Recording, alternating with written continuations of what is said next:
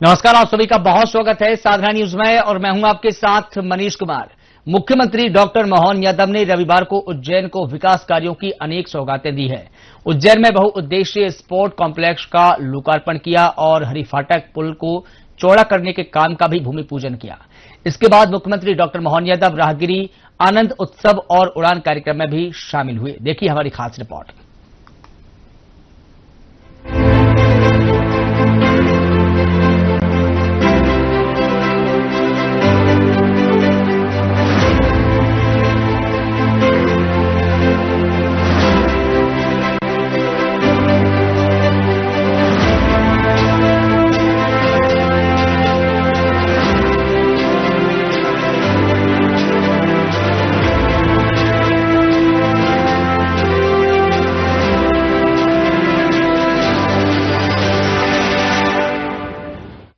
रविवार का दिन उज्जैन के नाम रहा, जहां सीएम डॉक्टर मोहन यादव ने शहर को कई विकास कार्यों की सौगात दी है। बहुउद्देशीय स्पोर्ट कॉम्प्लेक्स का लोकार्पण सीएम ने किया, तो वहीं CM doctor Mohan Yadav RD Gardi medical college के नवनिर्मित ऑडिटोरियम और कन्वेंशन सेंटर के कार्यक्रम में भी शामिल हुए। मेडिकल कॉलेज के रजत जयंती समारोह में भी सीएम ने शिरकत की, तो वहीं राहगिरी आनंद उत्सव 2026 के तहत आयोजित कार्यक्रम उड़ान कार्यक्रम के तहत मानसिक रूप से अविकसित बच्चों, दृष्टिबाधित बालक और बालिकाओं से भेंट कर उनके द्वारा निर्मित उत्पादों का अवलोकन कर बच्चों को पुरस्कृत किया। जिस स्थान पर मैं आज आपसे बात कर रहा हूं, ये हमारा उज्जैन का दिल्ली दरवाजे के बाद का एक आगर रोड का हिस्सा। इस आरडी मेडिकल कॉलेज के पहले ऐसा माना जाता कि थोड़ा वीरान था, सुनसान था, आबाद होने में कमी थी, लेकिन बाबा महाकाल की कृपा से सबसे ज्यादा चैतन्य अगर कोई इलाका हुआ तो ये आरडी मेडिकल कॉलेज का कैंपस हुआ है।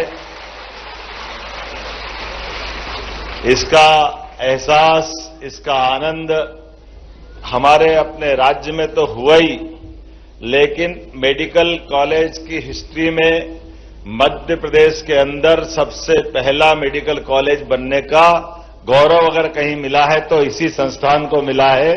ये एक शुभ संकल्प के बलबूते पर अपनी राह बनाने वाला अपने आप में एक संस्थान बना, वो भी उस चुनौती के दौर में जब गवर्नमेंट मेडिकल कॉलेजों के लेकर के सरकार उहापोह में रहती थी। गवर्नमेंट मेडिकल कॉलेज खोलते नहीं है, प्राइवेट को अनुमति देते नहीं है। ऐसे दौर के समय प्राइवेट मेडिकल कॉलेज अपने बलबूते पे खड़ा हो जाए, मुझे कहने में कोई गुरेज नहीं है। थोड़ा वो बड़ा समय कठिन था। मेडिकल काउंसिल ऑफ इंडिया के इतने सारे बंधन, पता नहीं कौन से जमाने की बातें थी, कैसी थी, जो भी थी, जो होगी, लेकिन मुझे इस बात की प्रसन्नता है एनएमसी के माध्यम से माननीय नरेंद्र मोदी जी ने वो सारे बंधन हटा दिए, वो सारी चीजें हटा दी। मेडिकल काउंसिल ऑफ इंडिया इतना तंग करते थे। एक तरफ इतनी बड़ी आबादी का देश, लेकिन डॉक्टर बनने के लिए इतना अच्छा खुला आसमान और पता नहीं कितने बंधन लगा देते थे। और उसका परिणाम क्या आया? उसका परिणाम आया बड़े पैमाने पे झोला छाप डॉक्टरों की भीड़, जो जिसके लायक उनको मौका नहीं देना, दूसरी तरफ अवॉइड करके बैठना। ये मित्रों, मैं आपके साथ इसलिए चर्चा कर सकता हूं कि ये आज जिस सभागार की हम बात कर रहे हैं, ये सभागार ऐसे विचारों के आरोह अवरोह, इनकी प्रवाहों के माध्यम से, धाराओं के माध्यम से हम अपने इन सारी गहराई को भी समझेंगे, जिसमें कल हमारे यहां बैठे हुए अधिकांश डॉक्टरों को अपने जीवन के भविष्य के सपनों की उड़ान के साथ जब बढ़ने के लिए मौका मिलेगा, तो मुझे प्रसन्नता होगी कि दुनिया का सबसे युवा देश सबसे सही दिशा में मोदी जी के नेतृत्व में आगे बढ़ता दिखाई देगा। मैं आपको बधाई दे रहा हूं इस नाते से। अब कितना हमारी सरकार ने भी इन सारी चुनौतियों के बीच में, मुझे मालूम है कि हमारे अपने राज्य के अंदर, अब दुनिया के अंदर तो आप देखो कई देशों की इकोनॉमी, तो चाहे कजाकिस्तान हो, तजाकिस्तान हो, कौन कौन से स्थान है मालूम नहीं, लेकिन सारे के सारे धंधा चला रहे, वो मर्जी आए जो कर रहे हैं। हमारे योग्य डॉक्टर नहीं बन पा रहे। क्यों? कारण क्या? कारण उतना ही कि केवल उसके पीछे का दृष्टिकोण की कमियां थी। मुझे इस बात की प्रसन्नता है कि आज के दौर में मध्य प्रदेश सरकार ने सबसे तेज गति से मेडिकल कॉलेज खोलने का संकल्प लिया और हम आगे बढ़ रहे हैं। हमें इस बात का आनंद है। लगातार एक के बाद एक पीपीपी मॉडल पर private medical college, full fledge government medical college, और ये तो पवित्र काम है। सच में आपके हाथ में हमने भगवान को तो नहीं देखा, लेकिन चिकित्सक के रूप में पड़ने वाली बीमारी में जब डॉक्टर का हाथ मरीज के हाथ में जाता है तो एक तरह से भगवान का हाथ दिखाई देता है और उसको जीवन मिल जाता है, आनंद हमको आता है। अपन कोई किसी से अगर कहे कि आओ आपका अंगदान कर दो, तो अंगदान में वो पूरा चमक जाएगा। अंगदान कोई करता है क्या? लेकिन डॉक्टर और मरीज का भरोसा ऐसा है कि अंगदान तो छोड़ो, वो मर जाए जो शरीर के साथ करे, पूरा तौर पे भरोसे के साथ, विश्वास का नाम डॉक्टर है। हमें इस बात का गर्व है और ये लंबे समय की गौरवशाली परंपरा।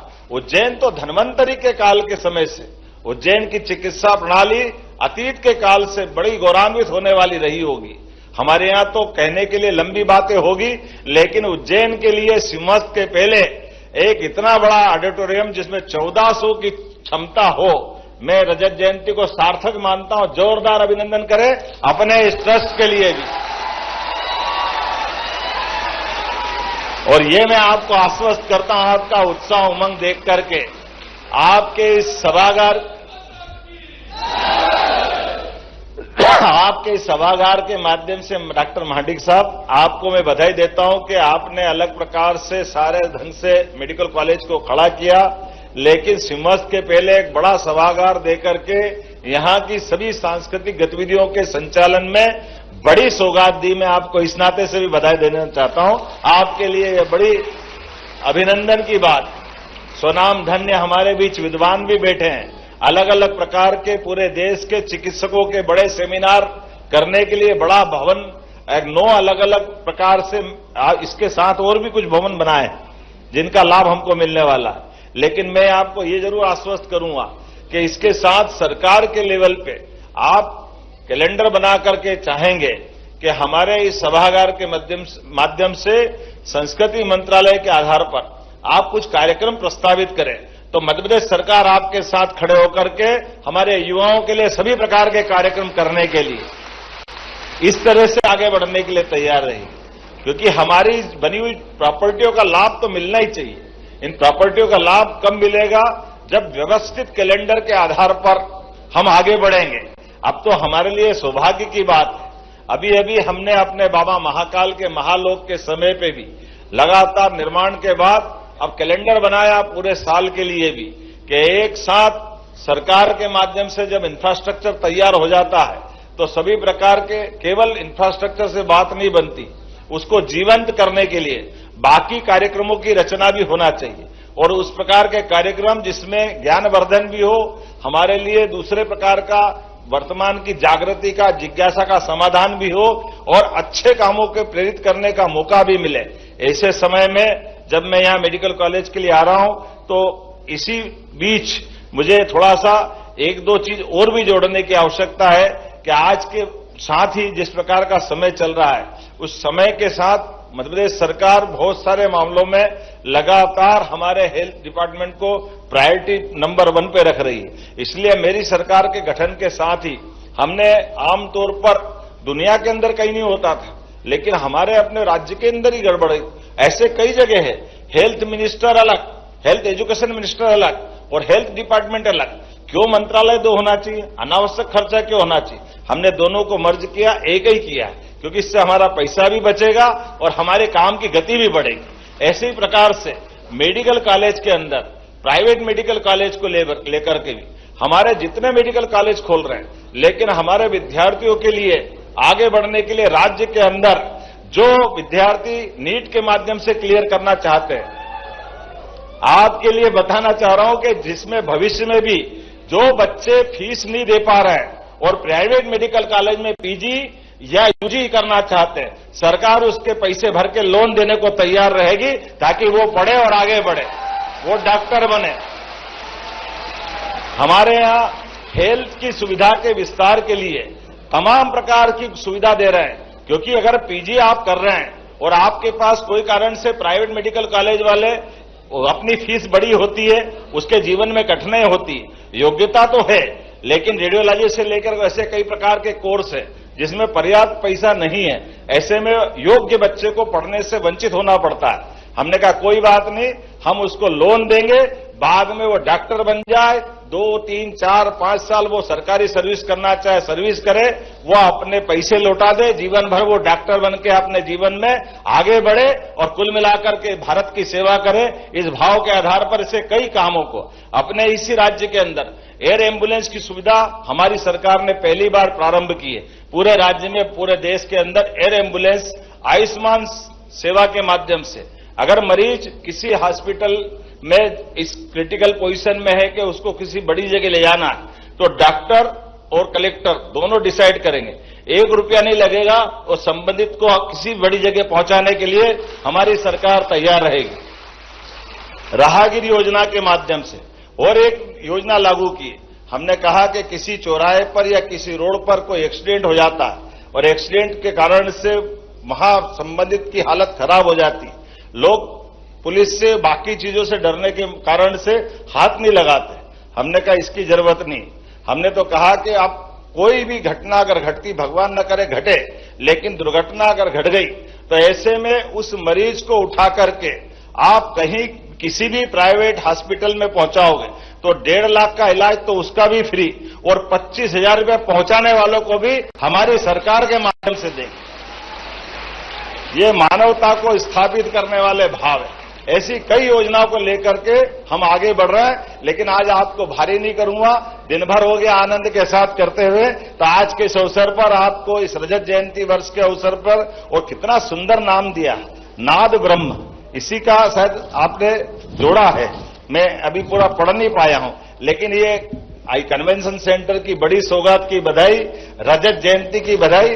और आप अगली बार स्वर्ण जयंती मनाओ, तब भी बुलाओगे तो जरूर आएंगे। मेरी अपनी ओर से शुभकामना, बहुत बहुत धन्यवाद।